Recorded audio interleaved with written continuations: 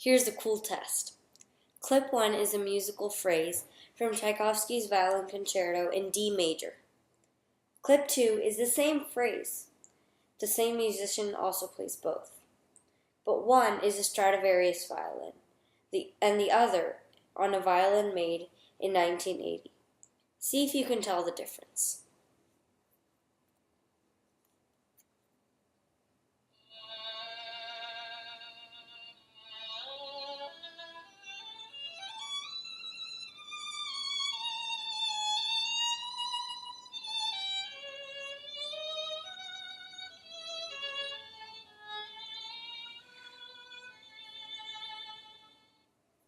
Clip 2.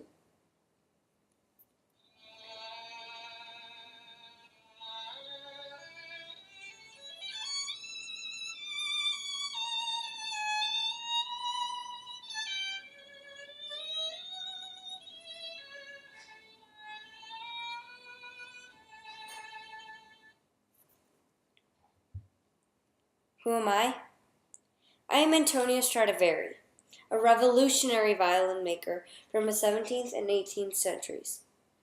What makes me so special? I am special because I'm world class. I've heard that you talk about that a lot at the school.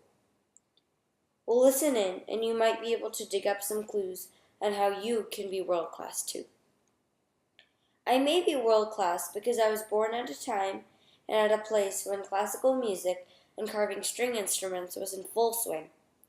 I was always interested in music in my childhood.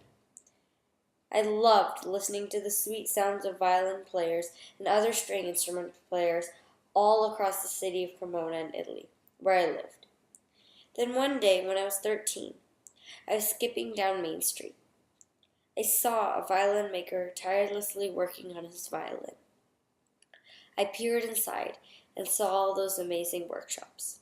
I can't forget all those wonderful tools all aligned so perfectly on the shelf. The violin maker was Niccolò Amati. I was so amazed with his work that I started an apprenticeship with him. It was great fun. Because I make violins, I should explain to you how they are made. First, I cut 2 pieces of wood and glue them together. Then I carve those pieces of wood into a shape of a violin. Then I have to make the ribs or the sides of the violin. I build these by bending strips of wood into a violin shape. I carve the back of the violin and add an outline called purfling. After the purfling, I smoothen the outer surfaces. Now I carve a front. Then I have to make the F-holes, or the sound holes of the violin.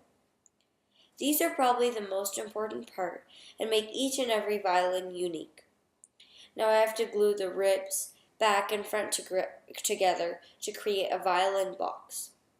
I carve the scroll and neck and fit them onto the violin. Now I put on the varnish, that beautiful touch that gives the violin its gorgeous color. Lastly, I add the bridge, strings, pegs, and other accessories to finish off the violin. My first violins were made in high contrast to my master, Niccolò Amati. I made my violins with a stronger build and less rounded curves. I thought that the sound of the stronger build would be better, and it was. The tone was sweeter and more mellow. By 1680, my reputation started out small, yet kept on growing. In 1682, a Venetian banker ordered a complete set of instruments for me, which he planned to present to King James II of England. King James was thoroughly impressed. When my master died in 1684, I started making more violins as the demand of violins increased. I also built my violins more like Amati's, because people liked that design better at the time. I experimented a lot in this period. I didn't know what I liked, so I tried everything.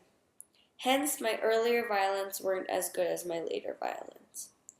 As a result of my growing reputation, I moved into a new house near other violin-making families. This allowed me to share ideas with other violin makers. I remember one night when I sat down with some of the other violin makers and we made our violins together. It was a night of extreme learning. I learned many things that night that would help me make my violins world class. Now I come to my reign, my years of greatness. In the 1690s, I made two significant changes to my violins. First, I made my violins with a larger pattern than my earlier instruments. Second, I started using a darker varnish, which gave my violin more beauty, both in tone and in appearance. I called this design the long strad. I continued this pattern until 1698, when I decided that the tone of these long strads were too scratchy. Then I abandoned the long strad model and started making my violins with smaller dimensions. I have used this model up until now. It is the best model, the one that is world class. This is the product of hundreds of hours of testing, experimentation, modeling, and so much more. I am proud. Not just proud about how amazing I am, but proud about how violins have changed the world. Classical music might not be your main priority, though I ask you to listen to it and enjoy the feeling. It's a powerful tool. It can be mind-altering. Use music to your advantage. Oh, yeah, and which recording was a Stradivarius? The second one was. Thank you for your time.